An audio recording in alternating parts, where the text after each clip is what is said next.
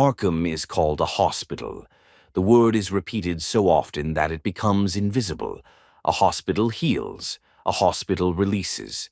A hospital exists to return people to society.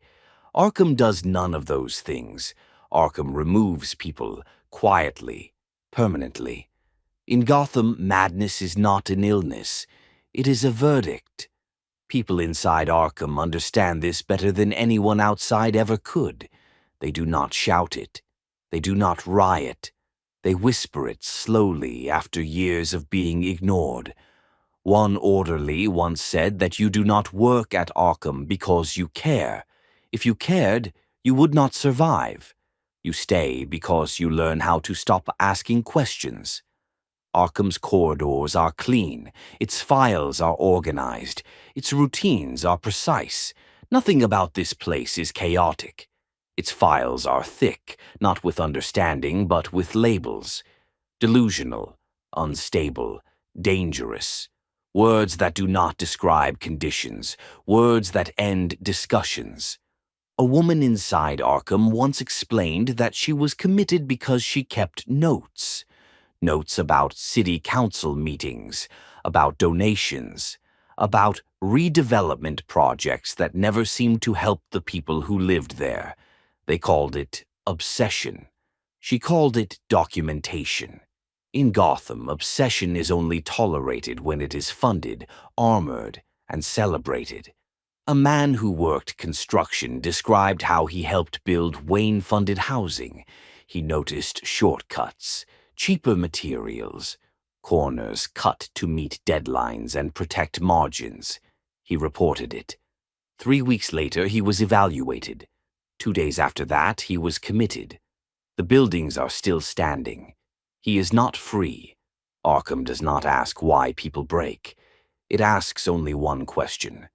Are you useful or inconvenient? A young man once said he never hurt anyone. He interrupted a fundraiser, asked why the same families kept rebuilding the same broken districts. Security removed him. A doctor spoke to him for 10 minutes. 10 minutes. That was enough to decide his mind could no longer be trusted. Madness is an interesting word. It suggests disorder, loss of reason, confusion. But Arkham is extremely organized. Every wing has a function. Every patient is assigned a story. The system is not confused at all. It knows exactly what it is doing. Arkham pretends to be neutral, separate from politics, separate from money, separate from power. But neutrality is the most effective disguise power has ever invented. Every locked door has a sponsor. Every diagnosis has a consequence. A former psychiatrist once admitted that treatment plans were flexible. Compliance was labeled progress. Resistance became escalation. Escalation justified permanence. This is the moment where the myth collapses. Batman believes he delivers criminals to justice. But justice does not live in Arkham. Only storage does.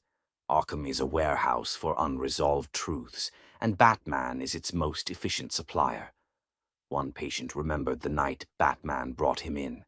No questions, no conversation, just judgment.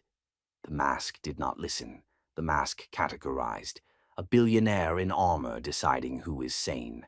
No vote, no oversight, no appeal, just impact and confinement. Arkham is not a hospital. It is a conclusion. And this is where the story finally allows one voice to speak clearly. Not loudly, not theatrically. Clearly.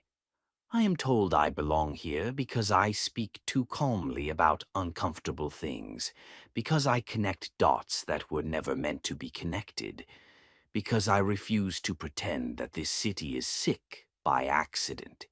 They say I am dangerous because I do not shout. I explain. You see, madness is not seeing things that are not there. Madness is seeing things that are there, and being told you are insane for noticing. Arkham is not full of lunatics. It is full of witnesses. witnesses to corruption that wears charity as a costume, witnesses to violence that hides behind symbols, witnesses to a city that mistakes control for order. Batman believes he is the cure, but cures require understanding. He does not understand Gotham. He manages it. He punches symptoms. He locks away questions. He delivers people to a system designed not to heal, but to silence. That is why Arkham exists, not to treat madness, but to protect the story that Gotham is broken because of criminals, not systems, the story that wealth is salvation, not insulation, the story that a mask can replace accountability. Batman does not save Gotham, he stabilizes it, and stability in a disease system is the cruelest outcome of all, because nothing changes, nothing heals, nothing is confronted. Arkham stands so the city does not have to look at itself, and as long as Arkham stands, Batman will always be necessary, not as a hero, but as maintenance. In Gotham, the asylum is not for the insane. It is for those who threaten the story.